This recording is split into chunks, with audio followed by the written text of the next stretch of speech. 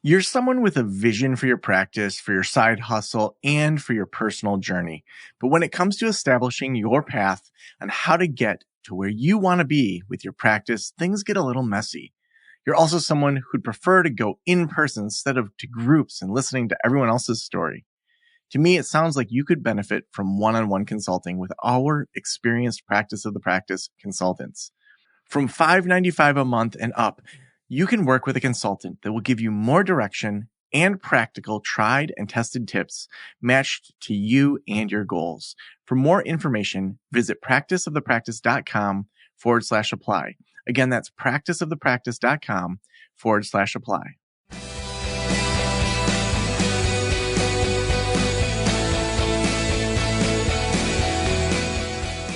This is the Practice of the Practice podcast with Joe Sanok, session number 1095.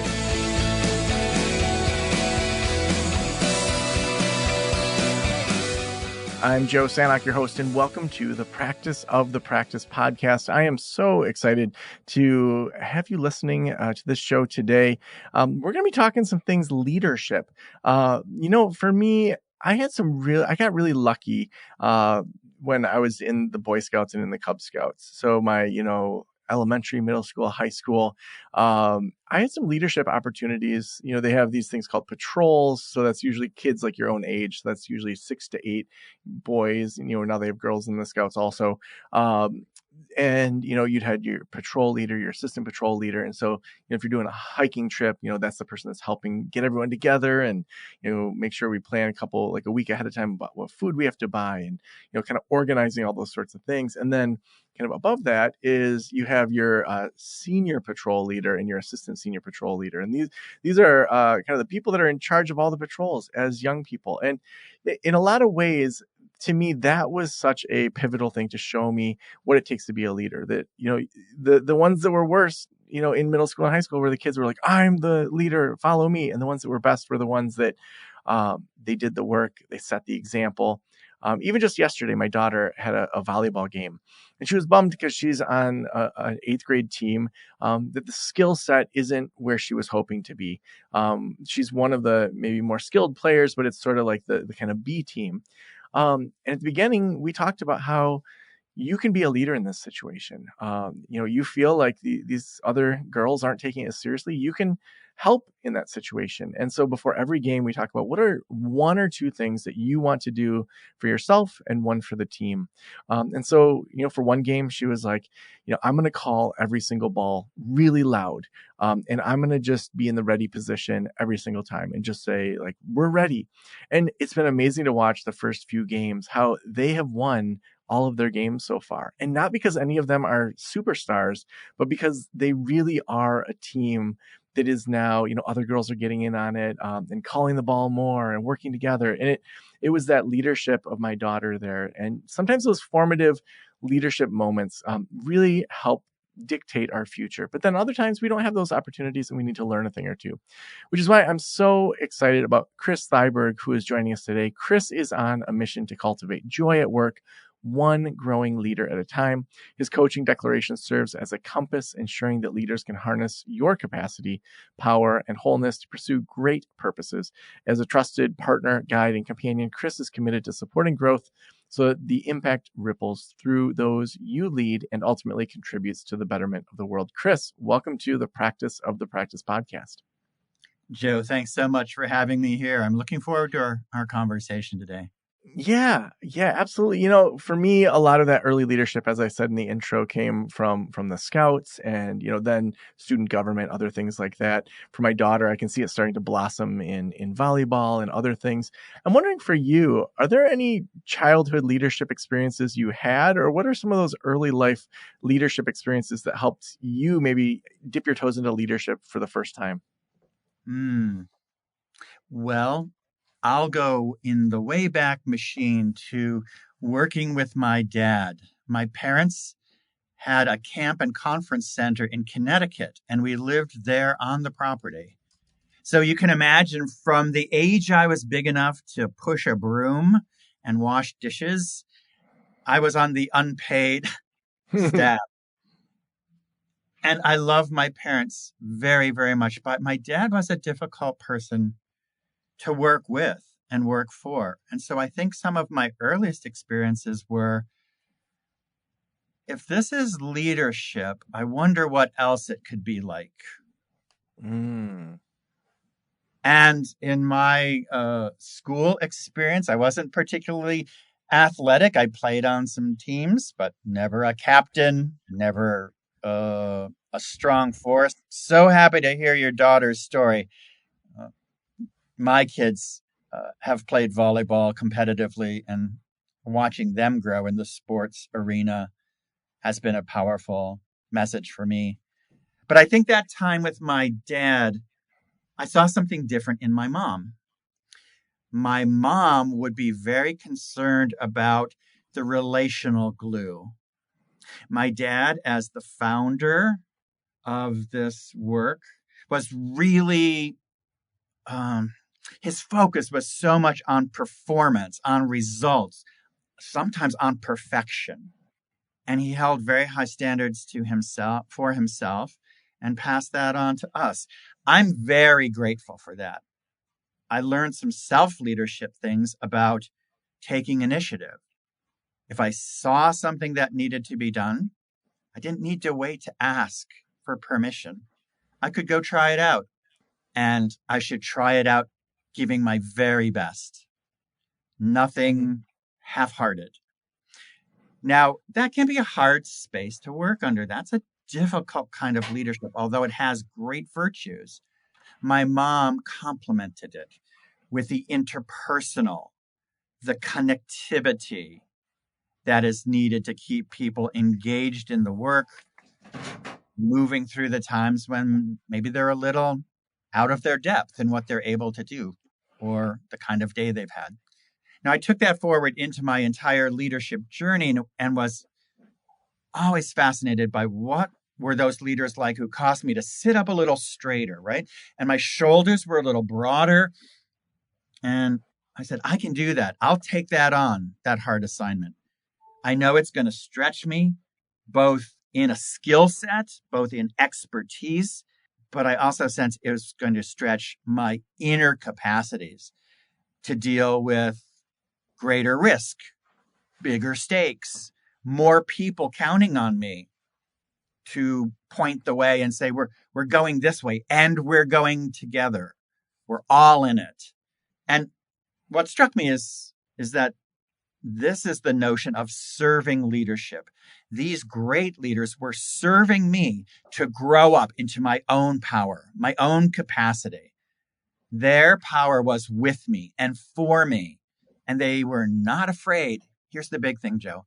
They were not afraid that my power would grow in me. I think that's so essential that, like, when leaders aren't intimidated by other people growing, I think that, we've all had bosses or people that led us that you could tell that it was just like they were scared of people kind of growing in their power and their abilities. And to me, I want practice of the practice to be a place where people can grow, they can expand their skills, and ultimately we're only borrowing staff. Even if they stay there their whole life, at some point they're going to retire or die. So it's like they're all on loan to us, and they're choosing to have part of their life include me and practice the practice. And to me, I want them to be able to create jobs that they absolutely love, that if they outgrow a position, that they come to me and we talk about, hey, I've outgrown this position. Can we talk about maybe moving into some other opportunity here?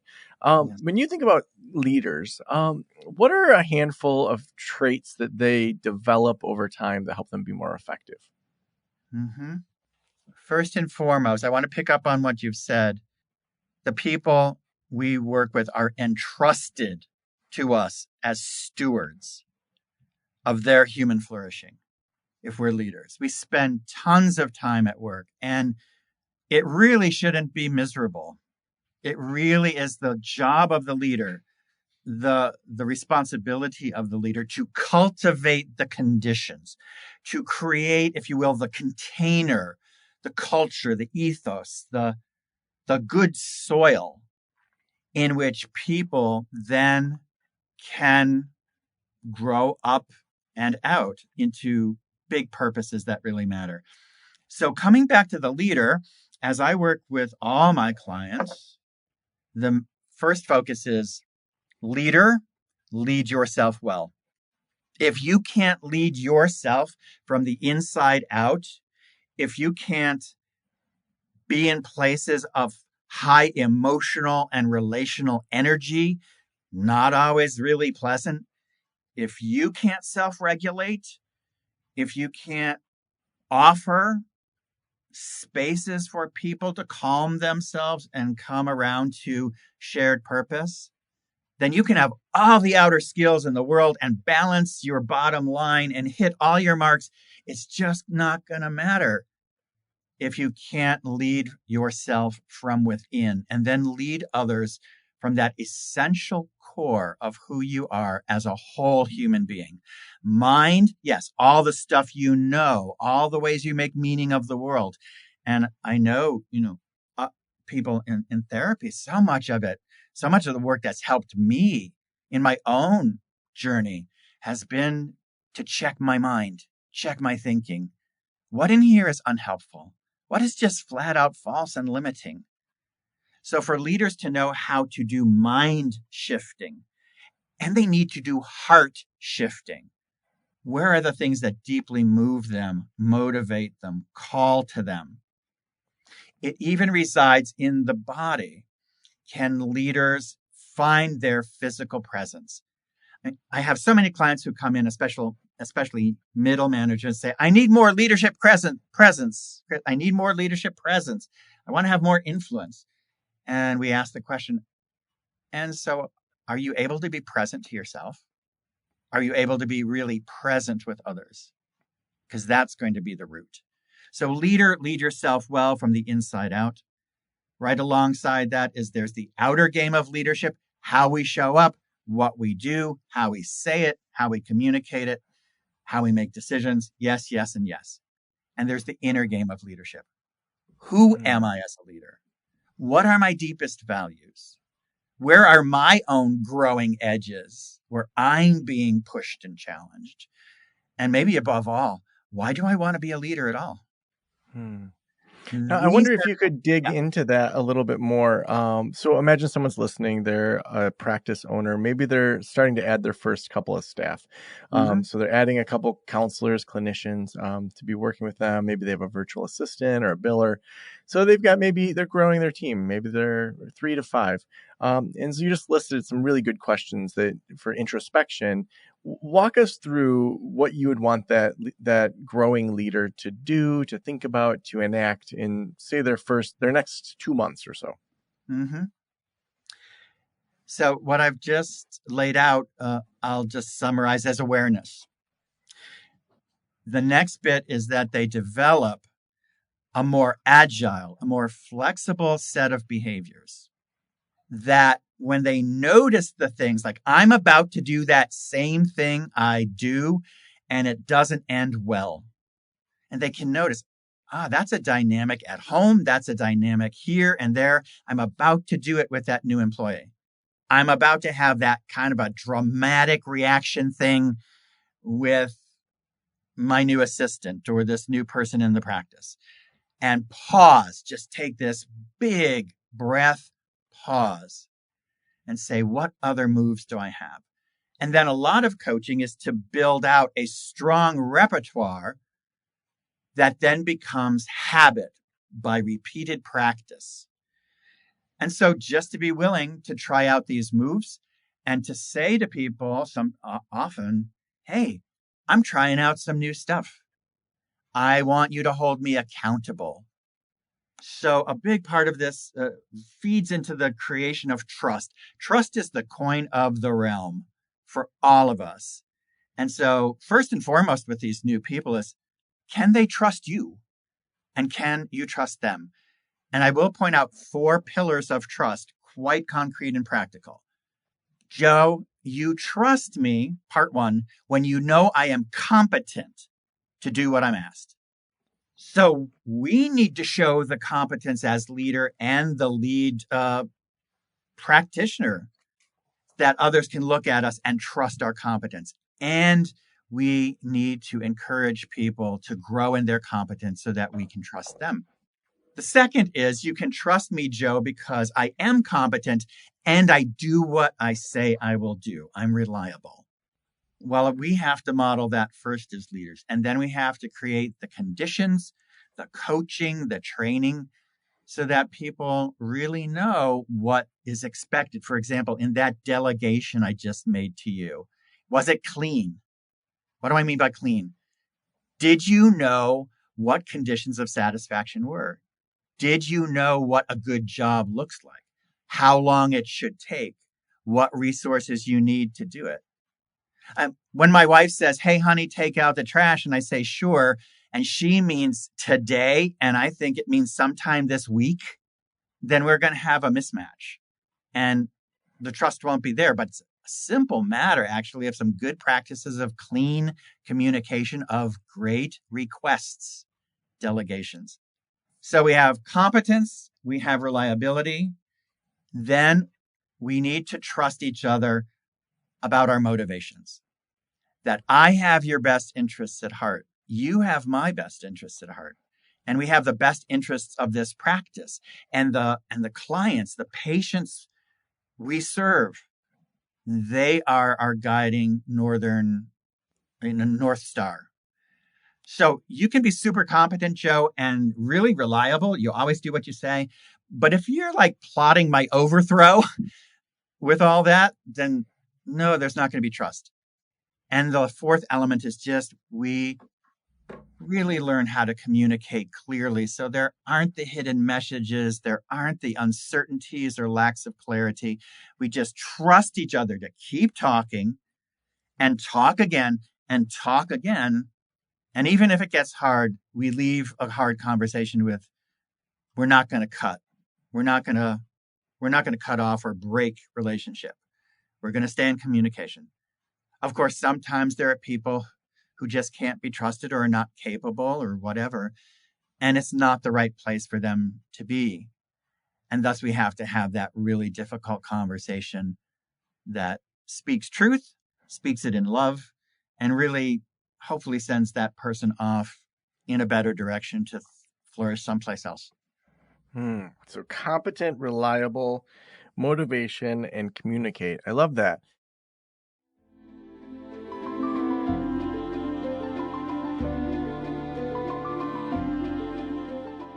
It's never too early to start thinking about tax season.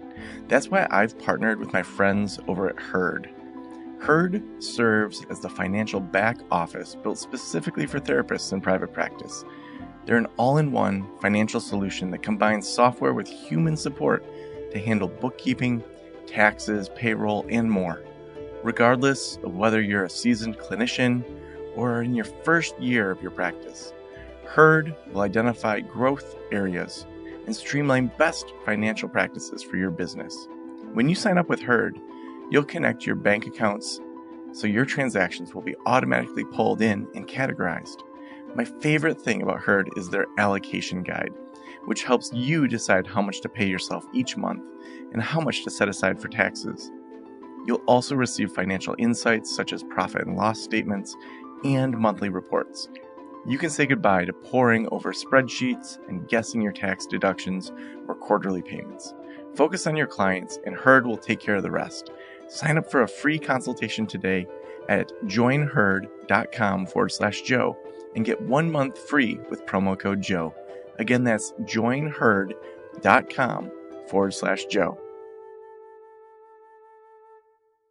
What are some traps, like young, and I don't mean in age, but like early stage leaders? So people that maybe haven't owned their own business, they finally are getting to 5 or 10 employees or contractors.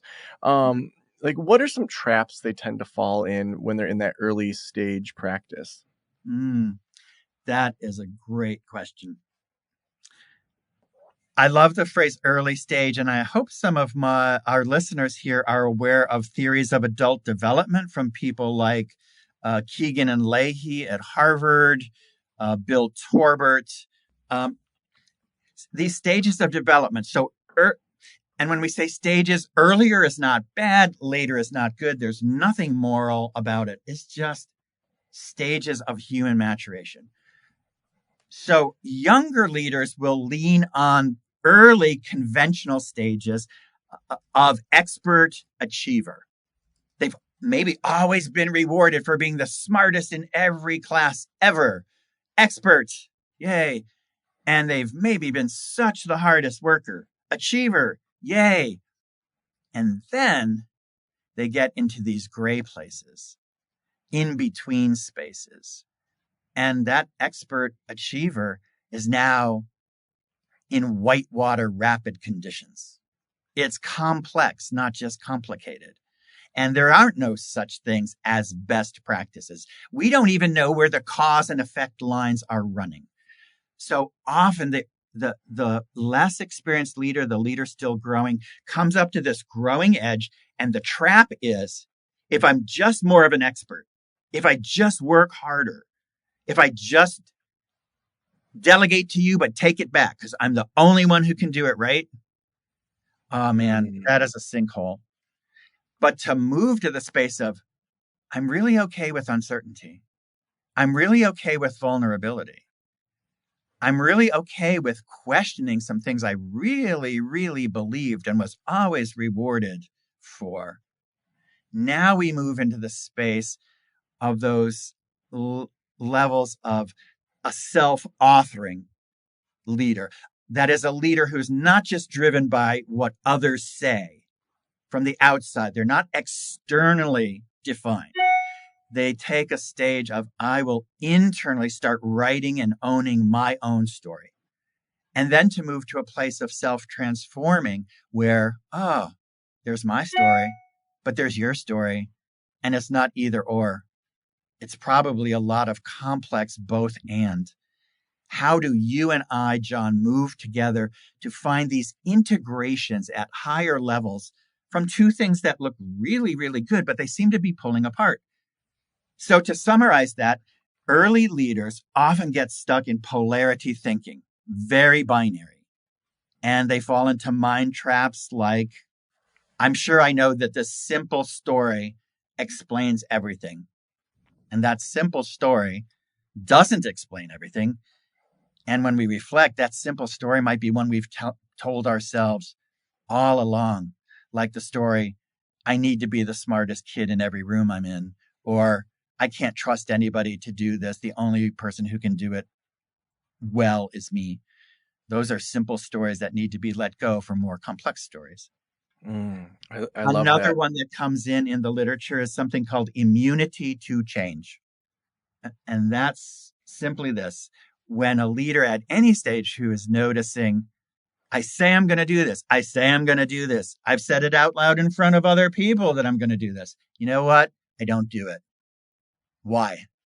And one of the things that emerges in immunity to change is we have a commitment for something else, and we don't even know what that commitment is.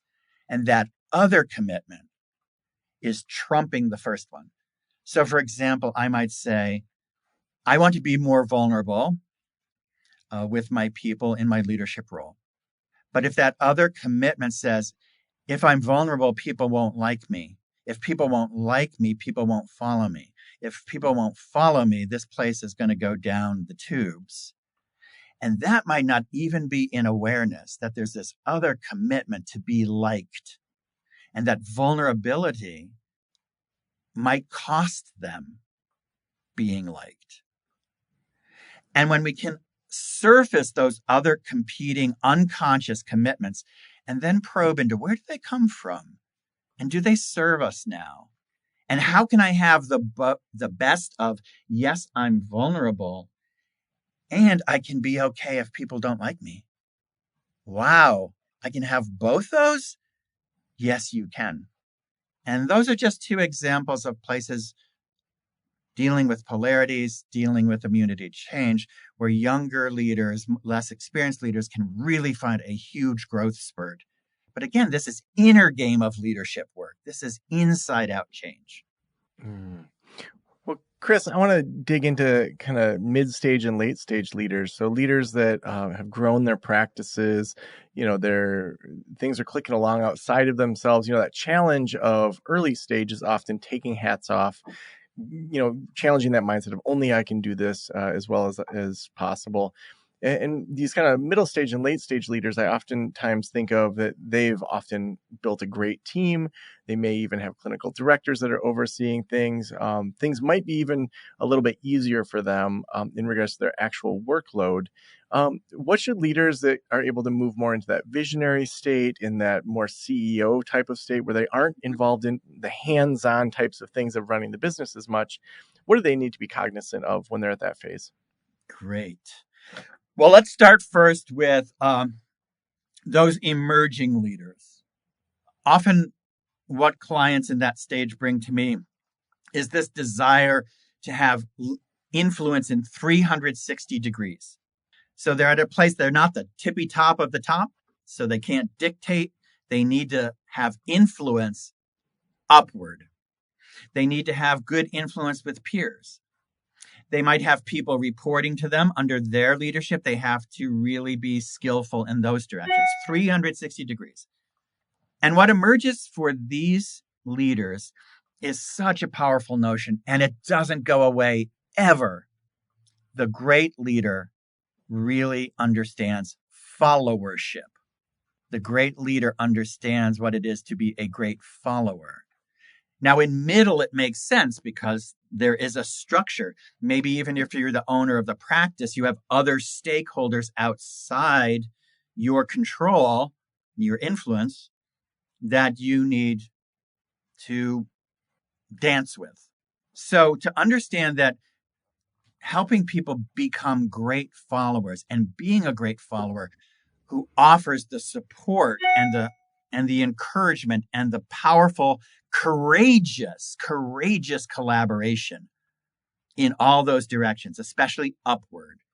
That I find is a very common space that I'm in with these upper level, but not tippy top.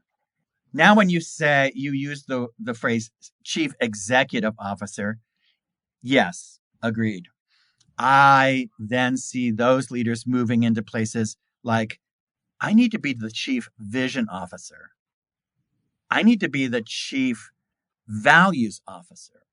I need to be the chief culture officer. And in those spaces, yes, execution, result is super important. It always is.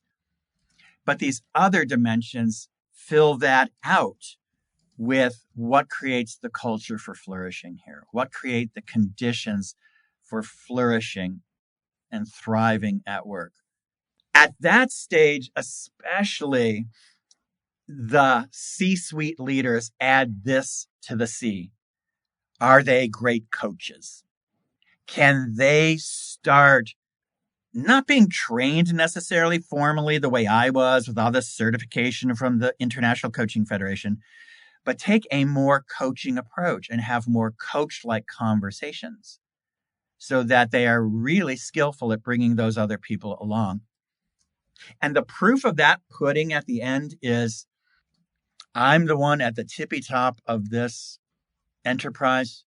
How will I leave it better than I started it, even better than it was at its best? How do I look at legacy, longevity, and a kind of lasting impact in the world so that I come back 5 years later into my new set of fun things I'm doing, not running this business anymore, and I look back and say, oh man, these people are doing a really great job. And I did my job to set them up to step up right to the most senior levels of the organization. So awesome. Well, Chris, the last question I always ask is, if every private practitioner in the world were listening right now, what would you want them to know? Friends, I'd want you to know how important you are to me in my work as a coach. Because I know as a coach, we will go to spaces with clients that look back in their past to get a sense of how did you get here? But as a coach, that is information to help people understand their present with new awareness, new agility, new accountability for making those new moves, and move toward the future. My role is not the kind of healing of deep wounds, and I need to be so careful if trauma shows up in the room, or I'm working with neurodivergent clients, or one client said he's experiencing right now a sense of of moral wounding. He's witnessing something that just seems so wrong. I know where I end and my client begins, and I know often where therapy is such an important complement to the work of coaching. I've even been with some clients where I say, I think at this stage, the readiness is not there for coaching. The capacities are not there for coaching. Are you in some other supportive places with a therapy or a 12-step tradition or? So please, dear friends, know that I know my lane and I stay in it, but I see the close connection between my work as a coach, your work as therapists, as practitioners of mental, emotional, even spiritual health. And then when I'm with clients, you and I, we share this role. I'll put it this way. We are doulas of the human spirit. My clients I hold fully are already capable, resourceful, and whole. They are already pregnant with the next great leader they are becoming. My job cannot be to have that baby for them. I can't even do the labor for them. And when I kind of press too hard to help them get results, I actually get in my own way. I need to step back, but I can be a really good midwife.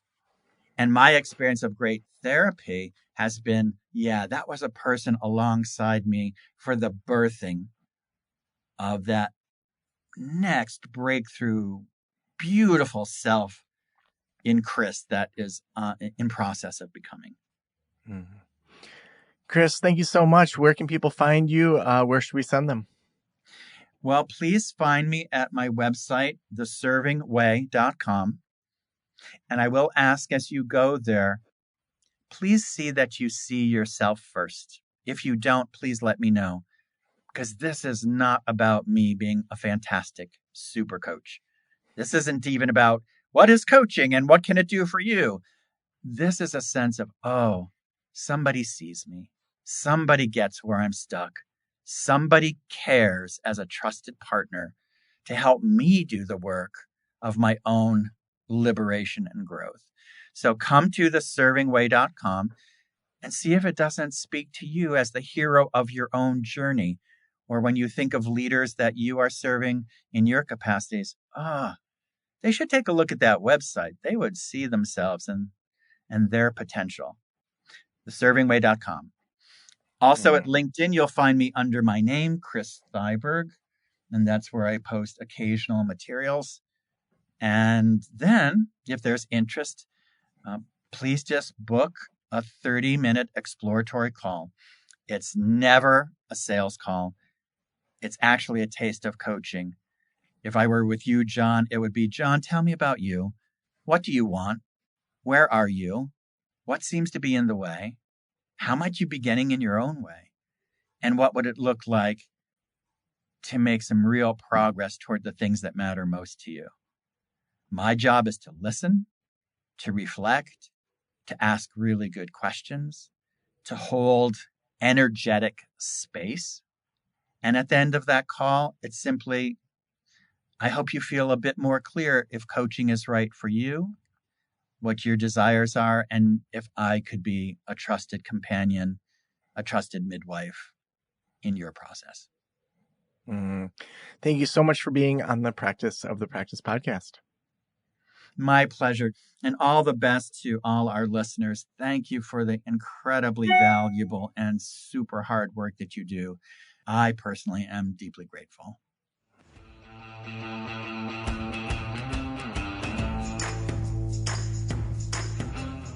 Well, wherever you are at on your phase of leadership, we are here to help you.